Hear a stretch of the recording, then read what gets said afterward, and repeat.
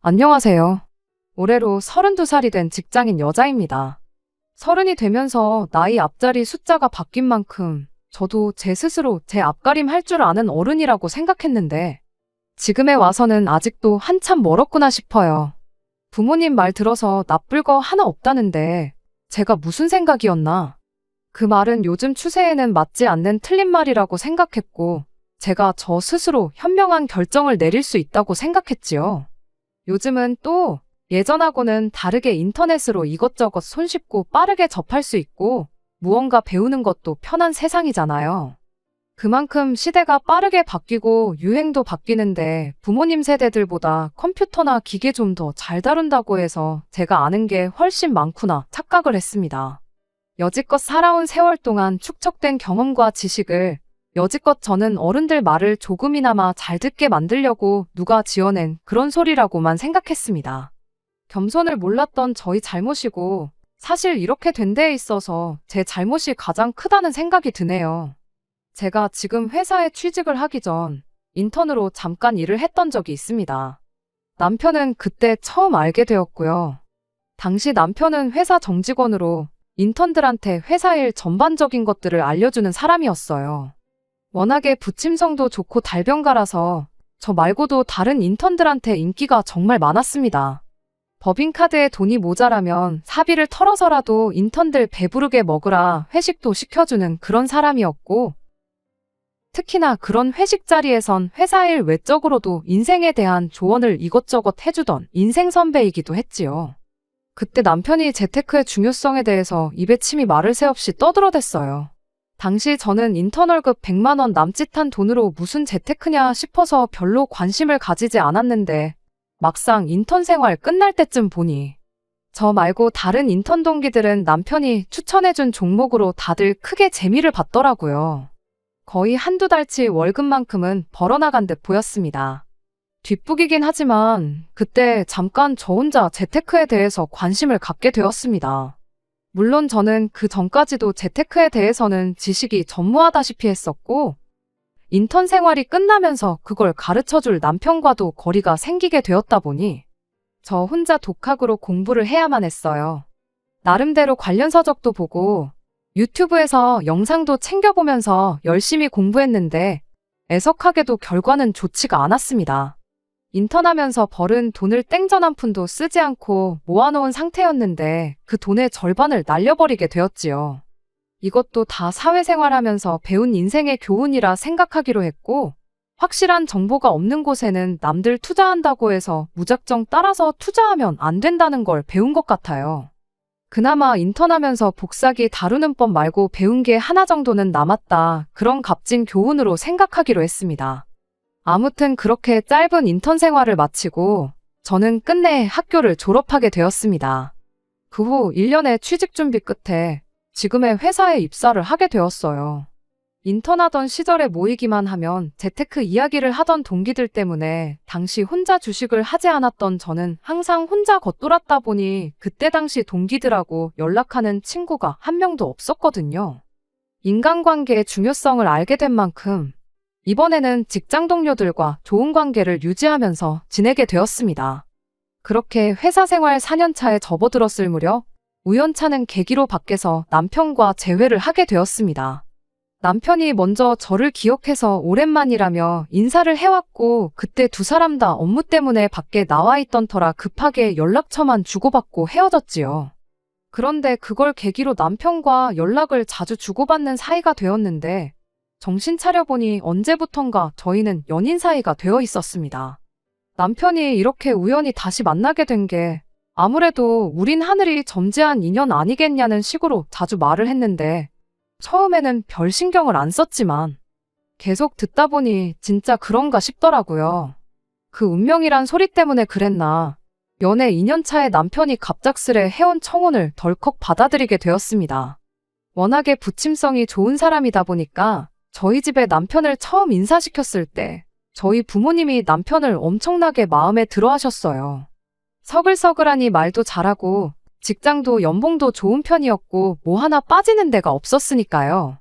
남편 정도면 어디 가서 찾기 힘든 1등 신랑감이라고까지 하셨죠. 그런데 그러던 부모님께서 한참 결혼 준비한다고 이것저것 알아보던 저한테 벼랑간 결혼은 다시 생각해보는 게 어떻겠냐는 말을 꺼내오셨습니다. 이유는 상견례 때 알게 된 몇 가지 사실 때문이었습니다. 일단 시댁 형편이 어려운 것부터가 조금 마음에 걸린다고.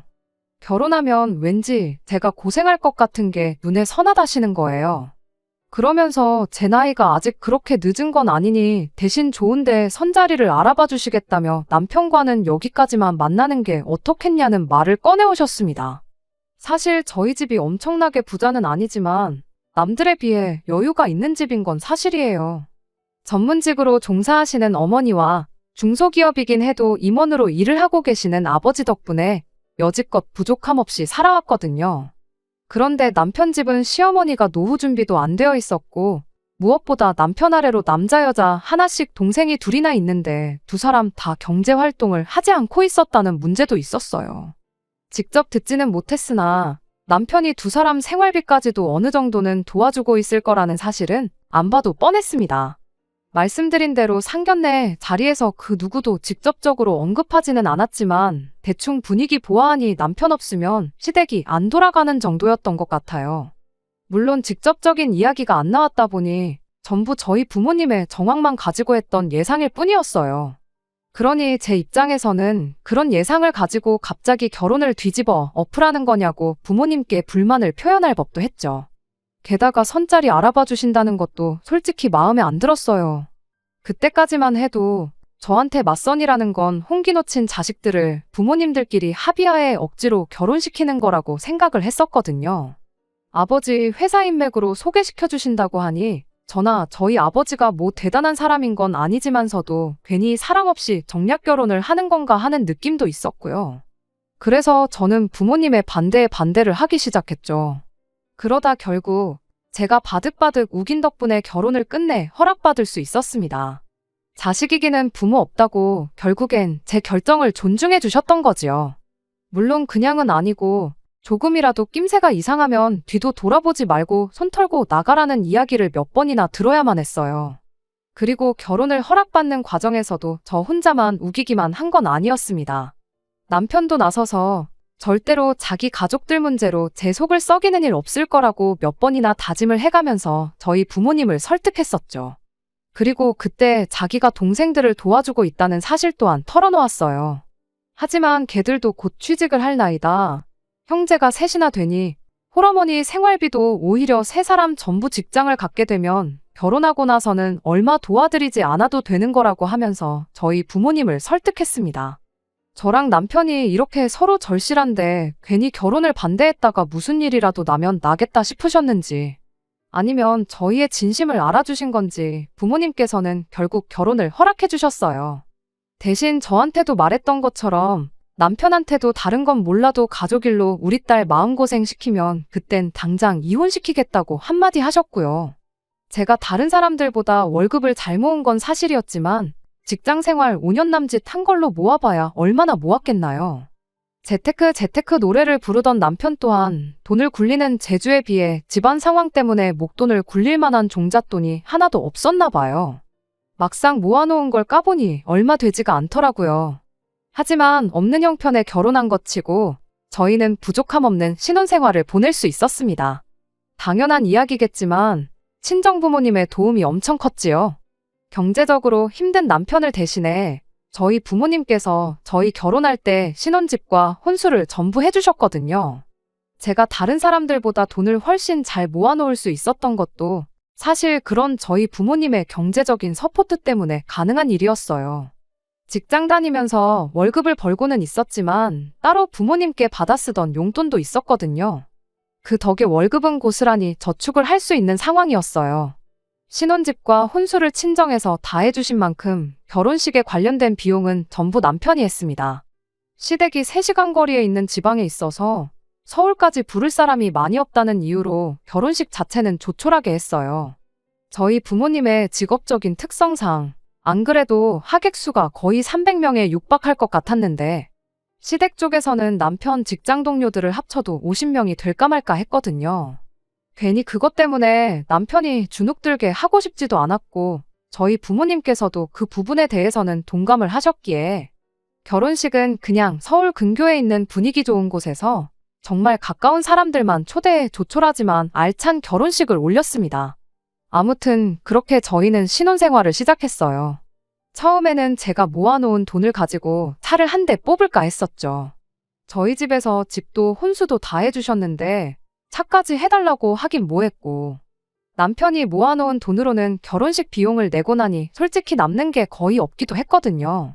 마침 그때쯤 국내에서 출시된 프리미엄급 라인의 차가 인기가 워낙 많았던 데다가 제가 모아놓은 돈이 딱 그 차 가격 정도 되었기에 그 차를 뽑아서 타고 다니면 좋겠다 싶었지요.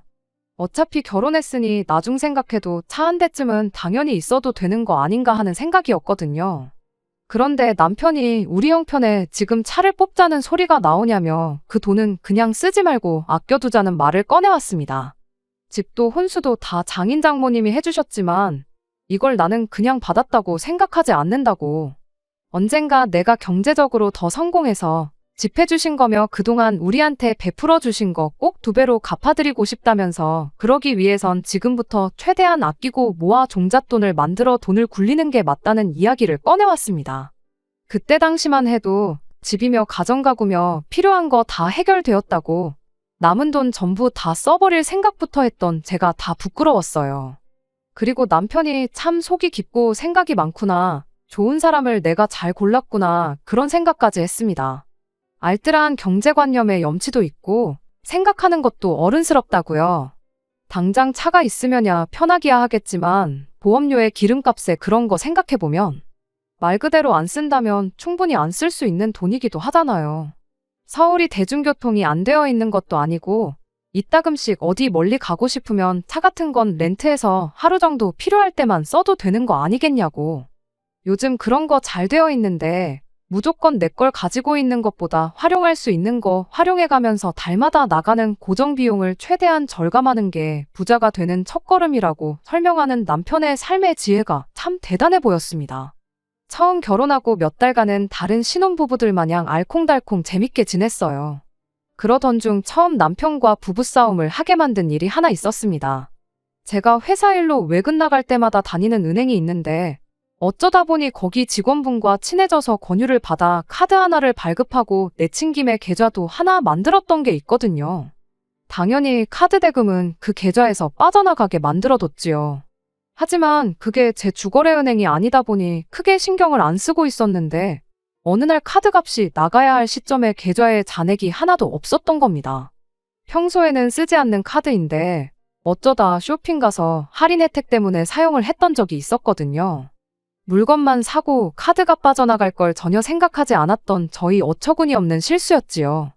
그 덕에 카드 회사에서 카드값이 연체되었다고 독촉전화 한 통을 받게 되었는데 남편이 그 통화를 듣고는 그게 계기가 돼서 부부싸움까지 번지게 되었습니다.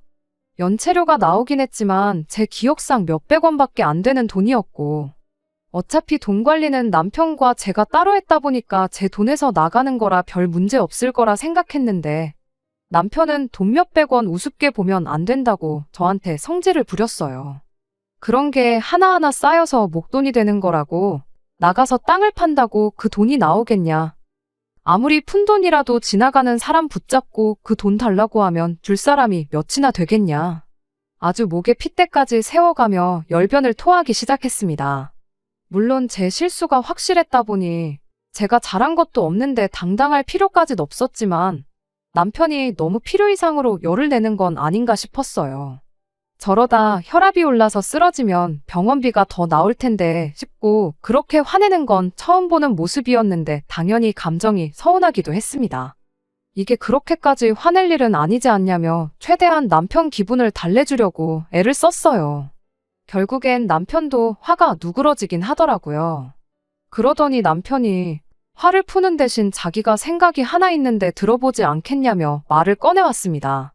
사실 자기가 이따금씩 저를 볼 때마다 결혼 전에 월급을 한 푼도 안 쓰고 고스란히 모아놓은 것 치고는 1억 가까이 하는 차를 사자고 하질 않나? 카드값도 제대로 못 내서 연체료를 내질 않나? 경제관념이 조금 없는 건 아닌가 생각이 들었답니다.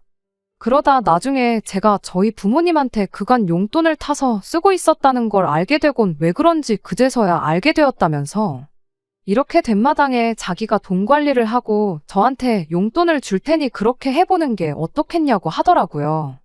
필요할 때 자기가 저한테 용돈을 주는 식으로 하고 나머지는 제 돈을 자기가 대신 굴려보겠다는 소리였어요.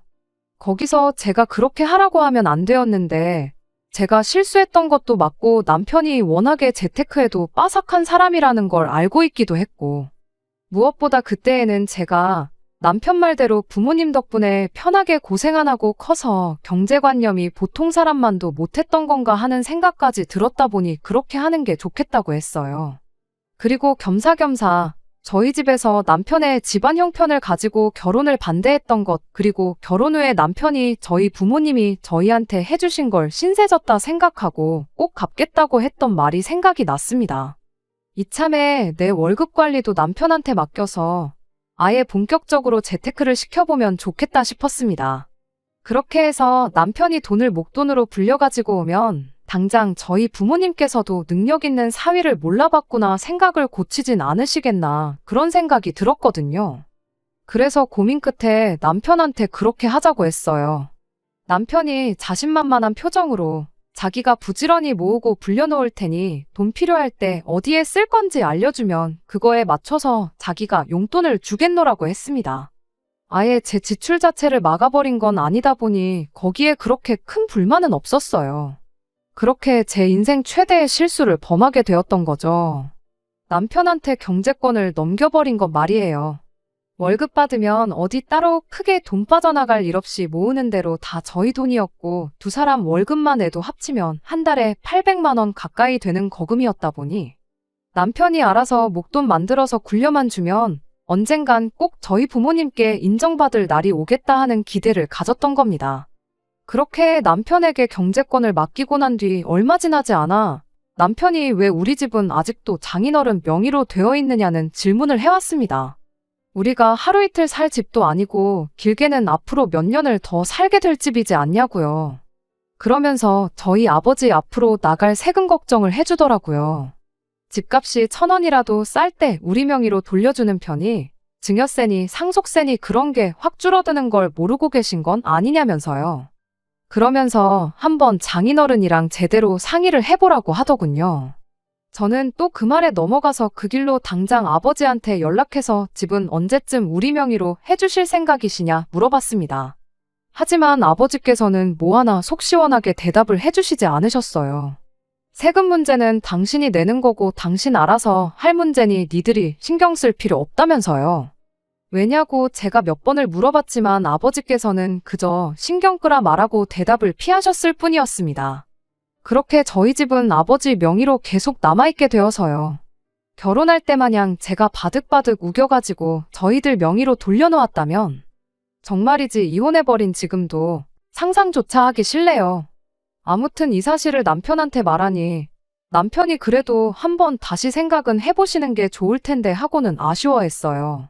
하지만 아버지께서 신경 쓰지 말라고 하셨는데 거기다 대고 바꿔달라고 우길 수도 없는 노릇이지 않냐고 말했더니 이내 알겠다고 하고는 장인어른이 알아서 하신다니 자기는 신경 안 쓰겠다 하고 순순히 포기를 했습니다. 그 뒤로 시간이 지나 결혼한 지도 어느덧 2년이라는 세월이 흘렀습니다. 저희는 언제나처럼 사이가 좋았고 친정 부모님께 진 신세를 갚기 위해서 여유로운 형편에도 불구하고 누구보다 아끼고 노력하면서 열심히 살고 있었어요. 서로 맡은 바 자기 자리에서 할 일을 그대로 하고 있었는데 달라진 게 하나 있었으니 그게 시댁이었습니다. 사실 결혼하고 여지껏 시댁하고는 왕래가 한 번도 없었거든요. 무엇보다 저희가 차도 없고 그런 상황이다 보니 3시간 거리에 떨어져 사는 시댁에 오며 가며 하는 게 힘들었던 게 가장 큰 이유였어요. 시댁에 하는 안부 전화도 남편이 알아서 다 했었다 보니 제가 딱히 시댁에 연락을 할 일도 없었습니다. 그런데 올해 초 갑작스럽게 시어머니가 저한테 연락을 해왔어요. 시어머니가 갑자기 며느리한테 연락을 한 게 좋은 신호는 아니었습니다.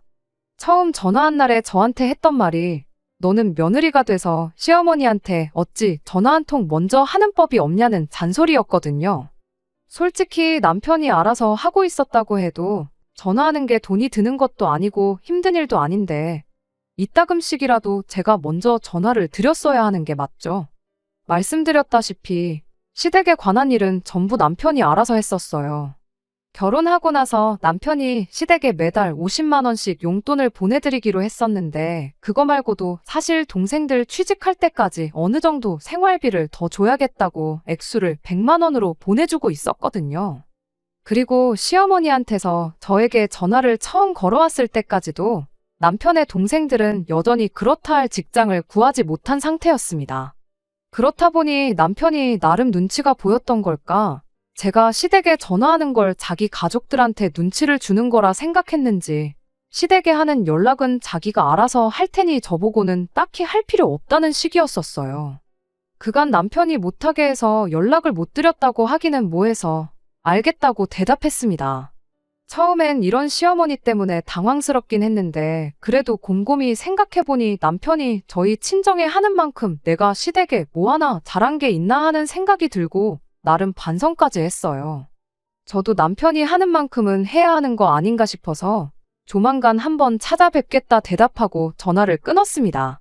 그리고 그날 저녁 퇴근해서 집에 돌아온 남편에게 어머님과 이런 일이 있었다 말하고 조만간 날 잡아 시댁에 한번 다녀오자는 말을 꺼냈어요. 명절 때도 돈만 보내고 말았지 전혀 왕래를 안 했으니 시어머니가 저희들 보고 싶어서 투정 부리시는 것 아니시겠냐고요. 그런데 남편은 시댁엔 뭐 하러 가냐며 갈 필요 하나도 없다고 딱 잘라 거절을 하더라고요. 다른 것도 아니고 부모님 찾아뵙는다는데 저럴 필요까지 있나 싶었는데 남편이 말하길 우리 차도 없는데 거기까지 어떻게 가냐. 차 하루 빌리는 데만 해도 돈이 얼마나 들어가고 돌려줄 때도 기름 채워서 돌려줘야 하는데 거기서 또 돈이 나간다고. 거기에 괜히 시골길 잘못 달렸다가 돌이라도 튀어서 차에 흠집이라도 나면 그건 수리비대로 또 물어줘야 한다고. 어떻게든 시댁에 안 가겠다고 발악을 하더라고요. 그간 가족들 생활비를 챙겨줄 만큼 가족에게 정성이던 남편치고 시댁 하자고 하는데 저렇게 거부 반응까지 보이는 게 어딘가 찜찜하긴 했어요. 그때는 그저 저희가 여전히 친정에는 경제적 지원을 받으면서 시댁에는 경제적인 지원을 해주고 있었으니 괜히 자격지심 때문에 저러는 건가 그런 생각도 들었죠. 그래서 그럴 게 아니고 내가 지금 이 상황에 대해 아무런 불만을 가지고 있지 않다고 남편을 이해시켜주는 게 더 낫겠다 싶어서 안 간다는 남편 억지로 끌고 시댁에 다녀오기로 했습니다.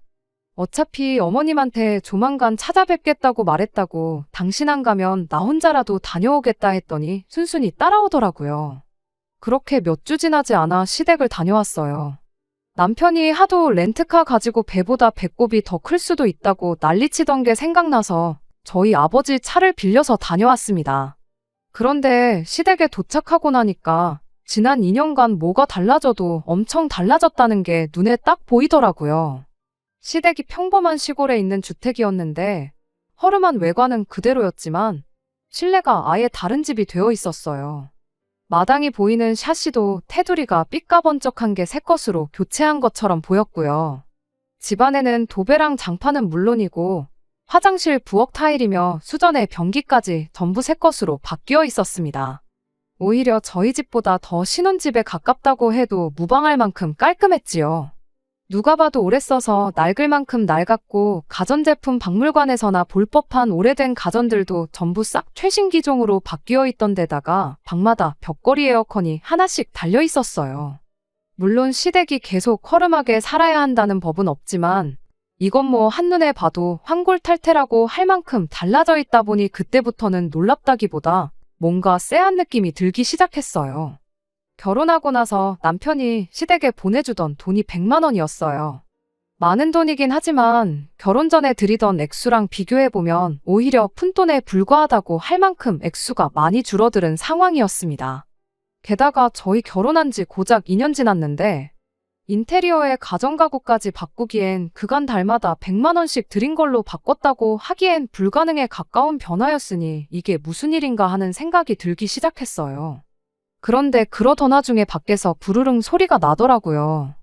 뭔가 하고 봤더니 시동생이 마당에 주차를 하는 소리였습니다. 딱 봐도 연식이 좀 돼 보이는 중고차이긴 했지만 아주 유명한 외제차 브랜드였고 차 크기도 저희 아버지 차보다 커다란 게 못해도 돈 1,000만 원은 넘게 줬겠구나 싶었습니다.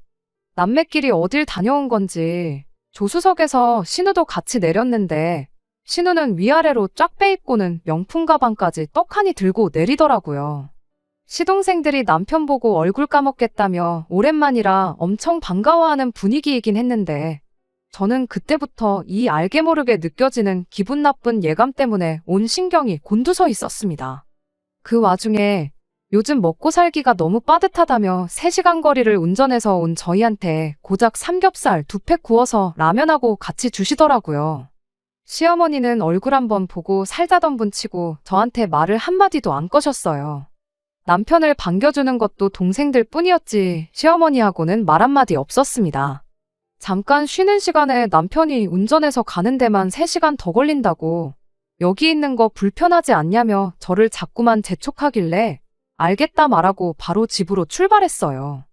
집에 오는 길에 아무래도 신경이 쓰여서 남편한테 물어봤어요. 혹시 시어머니 뭐 로또라도 된 거냐고요. 집이 2년 전하고 비교해보면 완전히 딴판이지 않냐고. 리모델링도 도배장판만 대충 한 게 아니고 아예 싹 다 뜯어 고친 것 같다고. 거기에 가전가구들도 우리 쓰는 것보다 훨씬 좋은 것도 있더라. 못해도 몇 천은 들었을 것 같은데. 게다가 신우 입은 옷부터 가방에 시동생 외제차까지 끌고 다니는 거 보면 못해도 로또 2등은 된 거 아니시겠냐고 했죠. 그런데 남편이 제 말에는 대답을 하지 않고 밤길에 운전하는데 신경 쓰이게 말 걸지 말라며 대놓고 대답을 피하더라고요. 그러면서 집에 가서 이야기하자는 식으로 말해놓곤 막상 집에 도착하니까 운전하느라 피곤해 죽겠다고 그 길로 곧장 침대로 기어들어가대요. 평소 남편 모습을 생각하면 너무 다른 모습이라 안 좋은 예감을 지울 수가 없었어요. 그날 하루는 아예 제가 생각하는 그런 건 아니길 하면서 뜬 눈으로 밤을 새웠죠. 다음날 아침이 돼서야 남편 입에서 대답을 듣게 되었어요.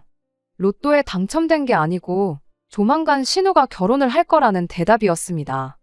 결혼할 상대방이 그쪽 동네에서는 그래도 지역 유지라고 할 만큼 넉넉한 집안 사람이랍니다.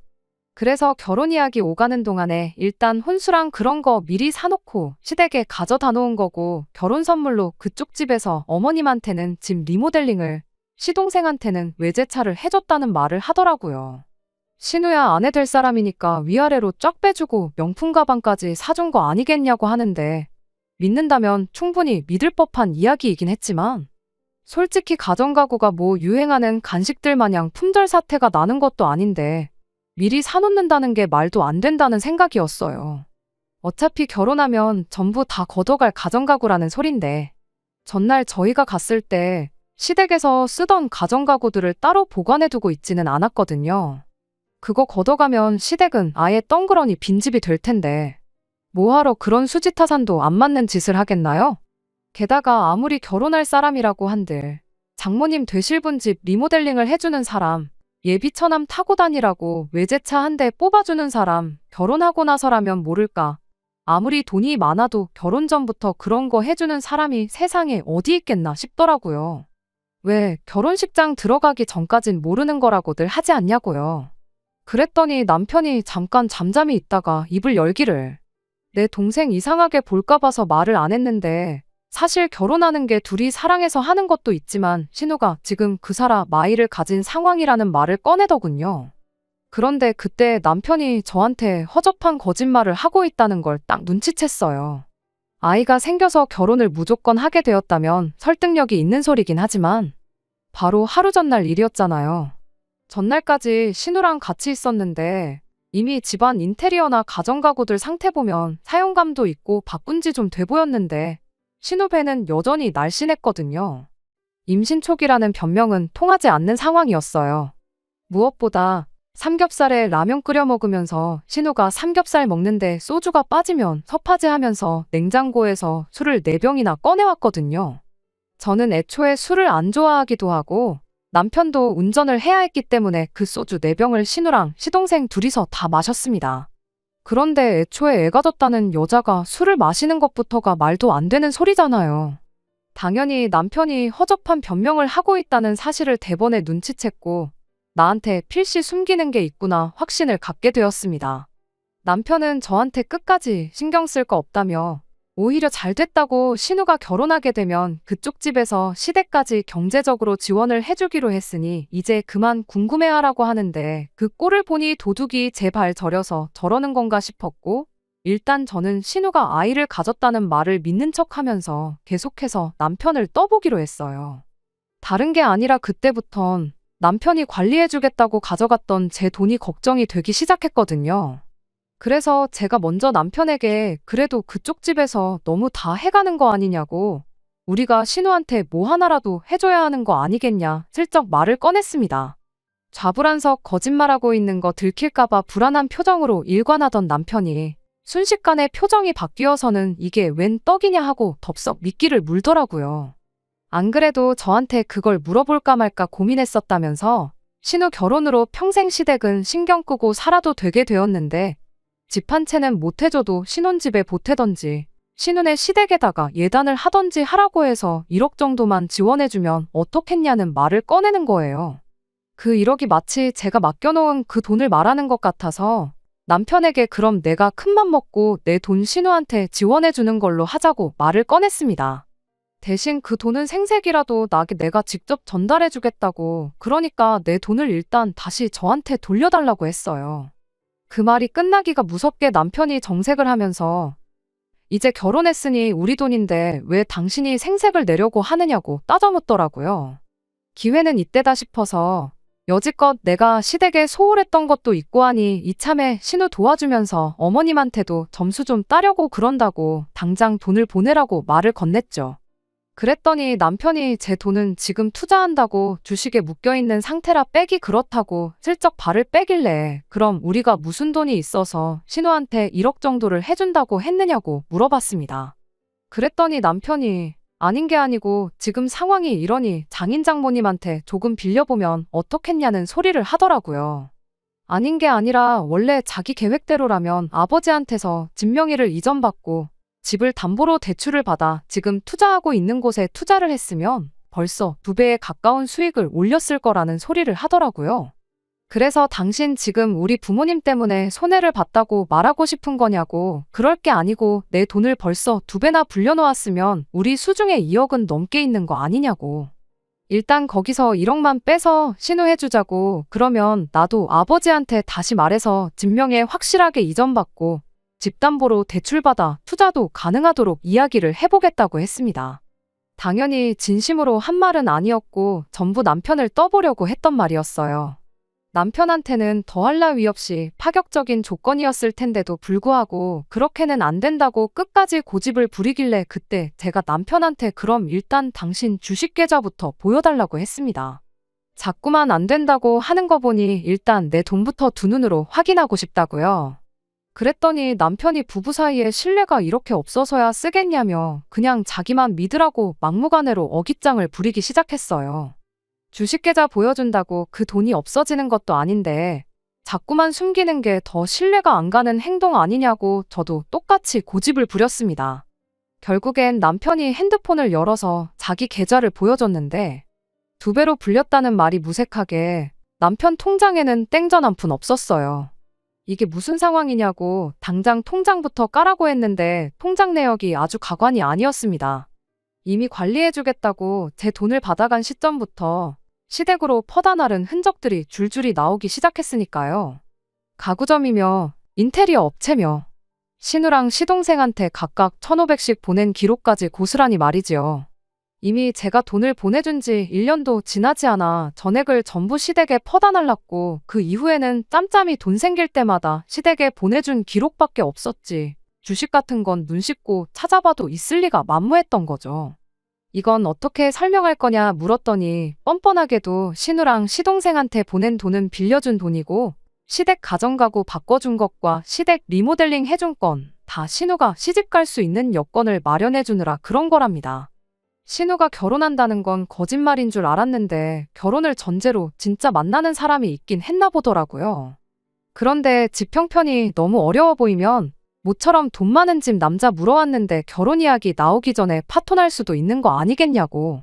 그래서 형편이 넉넉한 것처럼 보이게 하기 위해서 선투자를 한 거랍니다.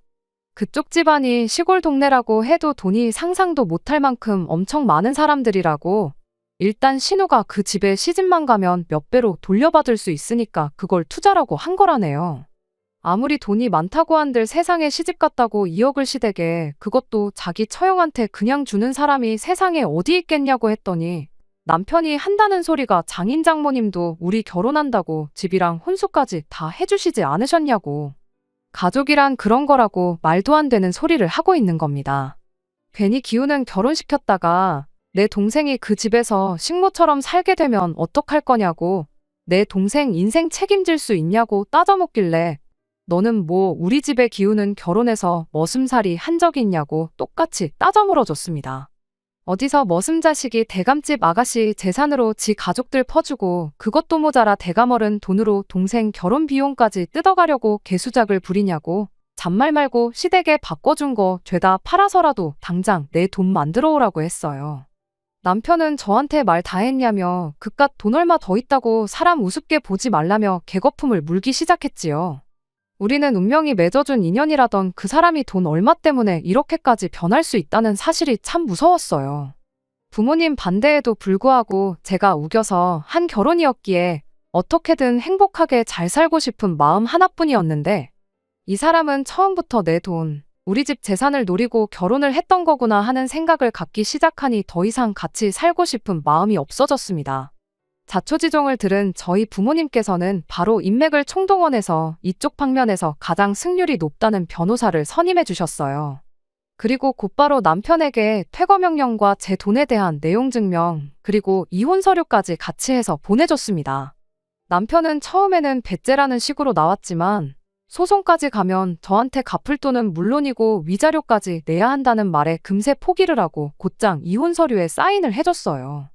어차피 맨몸으로 온 남편, 내쫓을 때도 맨몸으로 내보내버리면 그만이었으니 이혼 자체는 어려울 게 없었습니다. 관리해주겠다고 가져갔던 제 돈은 남편이 직접 저한테 갚아줘야 했는데, 그 와중에 한 푼이라도 마련해보겠다고 시동생이며 신우, 시어머니한테 해줬던 것들을 중고로 좀 정리해달라고 부탁을 했었나 봐요. 그런데 그 줬다 뺏는 게 어디 있냐며 괜히 능력도 안 되는 거 해줬다가 이제 와서 가족들한테 손 벌리지 말라는 소리를 듣고는 가족들한테 손절을 당했답니다. 결국 남편은 그간 잘 다니고 있던 직장을 그만두면서 받은 퇴직금으로 제 돈을 갚아야 했어요. 그 와중에 또 힘든 상황에 자기를 외면한 가족들에게 복수하겠다고 신우 결혼할 상대방을 찾아가서 사실 우리 집 개풀도 없고 다 내가 아내 돈 등쳐먹어서 마련해준 거라고. 괜히 내 동생하고 결혼했다가 평생을 뜯어먹히고 살 수도 있다며 난리를 부렸나 봐요. 결국 그렇게 신우 결혼까지 파토를 내버렸는가 봅니다. 그렇게 가족들 챙길 땐 뒤도 생각 안 하고 있는 대로 퍼주더니 이렇게 된 걸 보니 다시 한번 돈이라는 게 참 무섭구나 하는 생각이 들었어요. 지금에 와서는 제가 뭐가 그렇게 잘나서 부모님이 하는 말 귀 기울여 안 듣고 이 결혼을 했나 하는 후회뿐입니다. 돈도 이자까지 해서 다 돌려받았지만 부모님이 하지 말라는 결혼 억지로 했다가 저에게 남은 건 이혼했다는 꼬리표뿐이네요.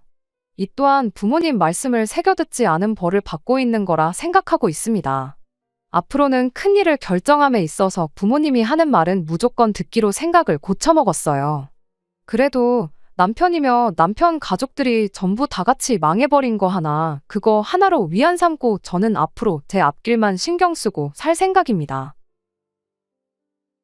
끝까지 들어주셔서 감사합니다. 오늘의 사연은 여기까지입니다. 구독과 좋아요, 알람 설정 부탁드리고 더 좋은 사연으로 다시 찾아뵙겠습니다. 감사합니다.